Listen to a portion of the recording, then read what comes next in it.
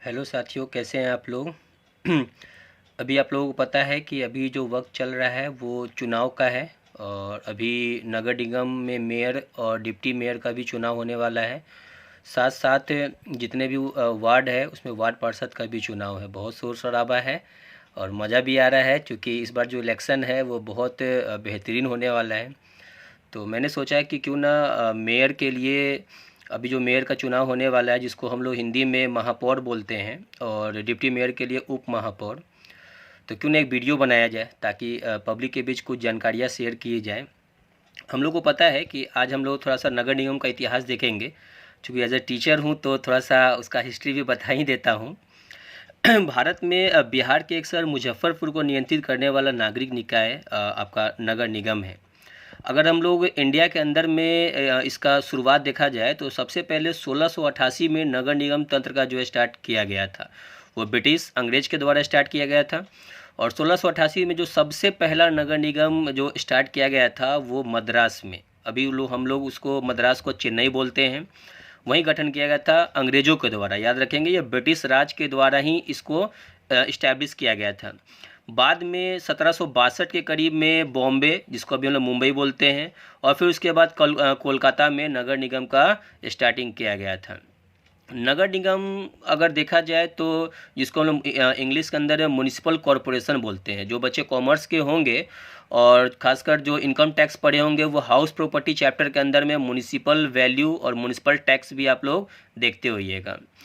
अगर मुज़फ्फ़रपुर की हम बात करें, चूँकि मैं बिलॉन्ग करता हूँ मुज़फ्फ़रपुर से, तो सोचा कि मुज़फ्फ़रपुर के बारे में ही बताता हूँ आप लोगों को। इंडिया के अंदर में तो हम लोग देख लिए कि 1688 में मद्रास से स्टार्ट हुआ नगर निगम। मुज़फ्फ़रपुर को नगर निगम का जो दर्जा दिया गया या घोषित किया गया 1864 के करीब में, 1864। बाद में उस टाइम में उसका नाम नगर निकाय था।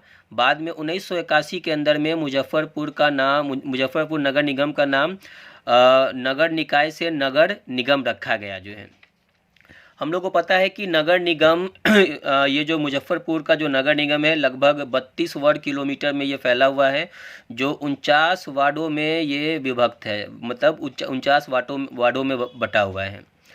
इससे पहले जो नगर निगम का जो चुनाव होता था, मैं उस पर आऊँगा। मैं पहले ये बता दूं कि जो नगर निगम है उसका काम क्या है। मेन नगर निगम का जो अगर काम देखा जाए तो नगर निगम का काम शहर को साफ़ सुथरा रखना है, शहर को सुरक्षित रखना है। शहर के अंदर में जो वाटर का प्रॉब्लम होता है, खासकर मुजफ्फरपुर के अंदर में हम लोग देखते हैं कि हर साल बरसात में बहुत ज़्यादा पानी जम जाती है, जिसके कारण जो है पब्लिक को बहुत ज़्यादा मुश्किल होता है। अगर नाला खुला हुआ मिलता है हम लोगों को, कई बार एक्सीडेंट भी हो चुका है। मेरे मेरे गली में जो खुद पानी का जो इतना मुश्किल हो जाता है गली में चलना भी। अभी तो नाला बना है तो अपग्रेड हुआ है कुछ।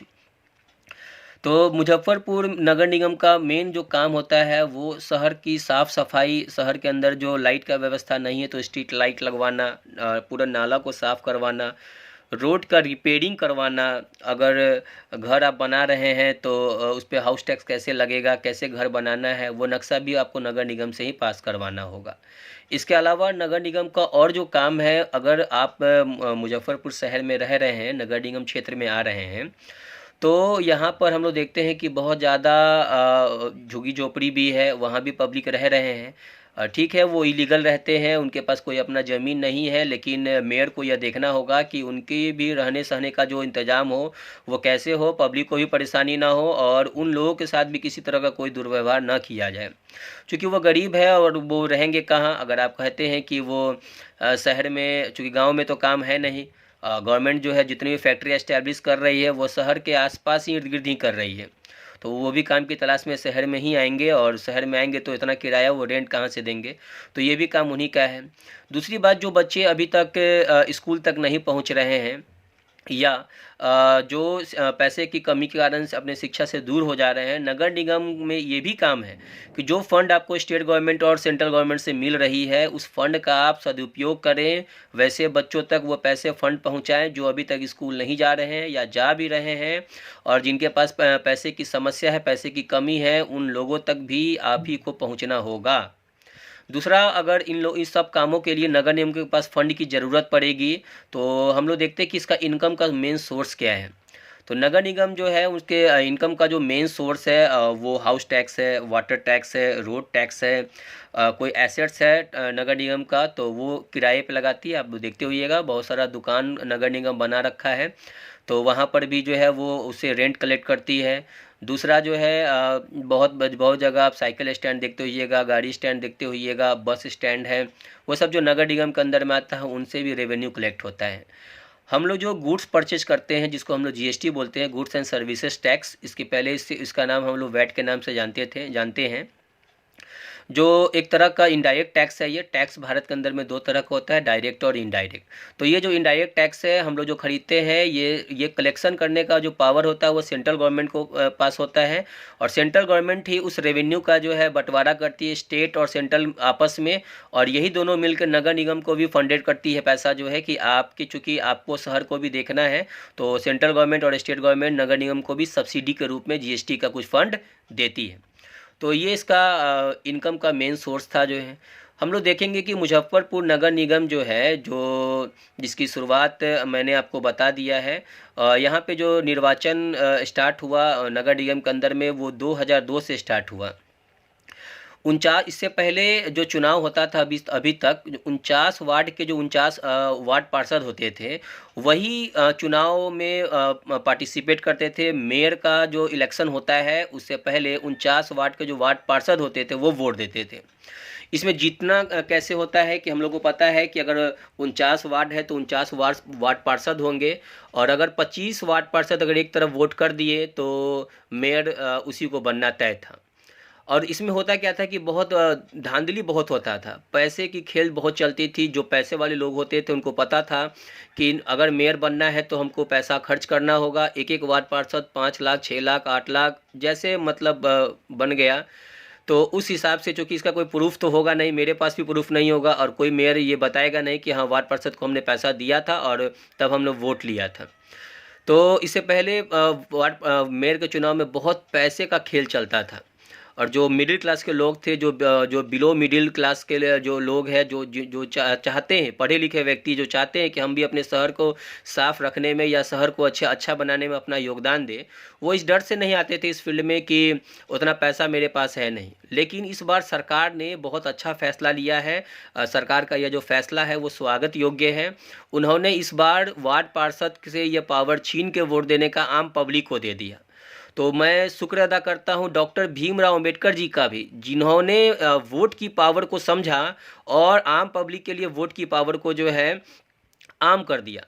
आम पब्लिक को उन्होंने एक ऐसा पावर दे दिया कि आप अपनी मर्जी से सरकार को चुनिए, आप अपनी मर्जी से जो है नगर निगम के मेयर को चुनिए, या आप अपने प्रत्याशी को अपनी मर्जी से चुनिए।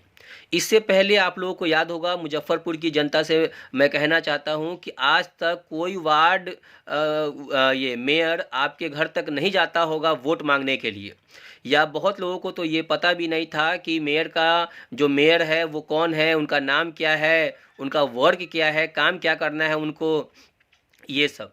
लेकिन इस बार जो जनता को पावर दे दिया गया वोट देने का, तो आप देख रहे होंगे कि जो मिडिल क्लास लोग हैं, जो पढ़े लिखे लोग हैं, वो लोग भी इस चुनाव के अंदर में खड़े हो रहे हैं। वो जानते हैं कि वोट का मालिक इस बार जनता है, जनता जिसको चाहेगी वो वोट करेगी। तो मैं इस जनता से, चूँकि पहली बार आपको मेयर का पूरे पावर दिया गया है वोट देने का, तो मैं इस जनता से अपील करना चाहता हूँ, मुजफ्फरपुर की जनता के साथ साथ बिहार के सभी जनता से अपील करना चाहता हूँ कि आप अपने वोट की पावर को समझिए। वैसे बाहुबली को कभी वोट मत दीजिए जो आपके शहर के सिचुएशन को ठीक करने में नहीं बल्कि पैसों का बंदरबाट करते हैं। आप पढ़े लिखे लोगों को वोट दीजिए, पढ़े लिखे लोगों को चुनिए, क्योंकि पढ़े लिखे लोग जब नगर निगम में मेयर पद पे जाएंगे तो वो आपके शहर के लिए काम करेंगे। आप पटना में भी देखते होइएगा पानी के टाइम में क्या प्रॉब्लम आती है। लेकिन अगर हम लोग देखें तो बहुत सारे ऐसे देश हैं जहाँ पे पानी बारिश जब होती है तो पानी तो वहाँ भी बहुत ज़्यादा बरसता है, लेकिन वो इतना अच्छा ड्रेनिंग का सिस्टम वो लोग बनाए हुए हैं, नाला का सिस्टम है कि सारा पानी जो है उसके माध्यम से जो है नाला में चला जाता है। नाला से जो है नदी, नदी से जो है वो हम लोग को पता है कि नदी समुद्र में मिलती है, और जो कचरा होता है वो कचरा एक जगह ही रुक जाता है, वो नदी तक नहीं जा पाता है। तो ये मेयर का चुनाव बहुत ही ख़ास चुनाव होने वाला है। इस चुनाव में मैं मुजफ्फ़रपुर की जनता से अपील करता हूँ कि वो बढ़ चढ़कर इसमें हिस्सा ले, अपने पड़ोसियों को बताएं, जो समझ चुके हैं कि इसका वोटिंग कैसे होना है, वो अपने घरों से निकलेंगे, वोट करेंगे। और इस बार किसी बाहुबली को नहीं जिताना है, क्योंकि अगर बाहुबली फिर से अगर जीतते हैं, अगर ताकतवर इंसान को अगर आप फिर से जिताइएगा, तो फिर आपको जो वोट देने का पावर है वो एक तरह से बेकार ही माना जाएगा। सरकार का जो फैसला था, जो इतना अच्छा फैसला है, वो भी बेकार हो जाएगा। तो मैं आप लोगों से निवेदन करना चाहता हूँ। मेरा नाम डॉक्टर जफ़र वारसी हुआ। मैं भी as a guest faculty Patna university के वाणिज्य महाविद्यालय में मैं कार्यरत हूँ। मैं वहाँ असिस्टेंट प्रोफेसर के रूप में मैं कॉमर्स पढ़ाता हूँ, अकाउंट्स। वहाँ बच्चे मुझे जानते हैं। और मैं यहाँ भी मुजफ्फ़रपुर के अंदर में भी मैं बच्चों को पढ़ाने का काम कर रहा हूँ पिछले 16-17 सालों से। तो मेरा यह मानना है कि मेयर का चुनाव इस बार वोट की पावर जनता को दिया गया है, तो जनता अपने वोट की पावर को समझे और अपने वोट का पावर का सही से इस्तेमाल करे। आप लोग अगर वोट की पावर को इस्तेमाल नहीं करते हैं तो फिर होगा क्या कि मुजफ्फ़रपुर के अंदर में जितनी गंदगियाँ होती है, जो बच्चे अनएजुकेटेड हैं वो कभी एजुकेटेड नहीं हो पाएंगे। अगर पढ़े लिखे लोग मेयर के रूप में नहीं आएंगे तो सरकारों ने जो सीबीएसई स्कूल के अंदर में 25% सीट रिजर्व कर रखा है गरीब बच्चों के लिए, जो इस स्कूल के 2 किलोमीटर के दायरे में आते हैं, वो सब बेनिफिट पब्लिक तक नहीं पहुंच पाएगी। क्योंकि जो बाहुबली जो पैसे वाले लोग आएंगे वो केवल अपना देखेंगे, अपना स्वार्थ सिद्ध करेंगे, वो गरीबों के लिए नहीं सोचेंगे वो। तो आप लोग बिना कास्ट्यूम का, बिना जात पात देखे हुए, बिना धर्म देखे हुए, बिना नस्ल देखे हुए, कौन गोरा है, कौन काला है, कौन पड़ोसी है, कौन दोस्त है, उससे अच्छा है कि आप यह देखें कि कौन ईमानदार है। क्योंकि जब तक ईमानदार लोगों को आप वोट नहीं दे दीजिएगा, कोई दूसरा ईमानदार कभी भी कोशिश नहीं करेगा इस राजनीति में आने का। तो कृपया करके आप लोग अपने वोट की पावर को समझें और वोट देने ज़रूर जाएं। यही मेरा आप सभी से निवेदन है। धन्यवाद। जय हिंद, जय भारत, जय बिहार।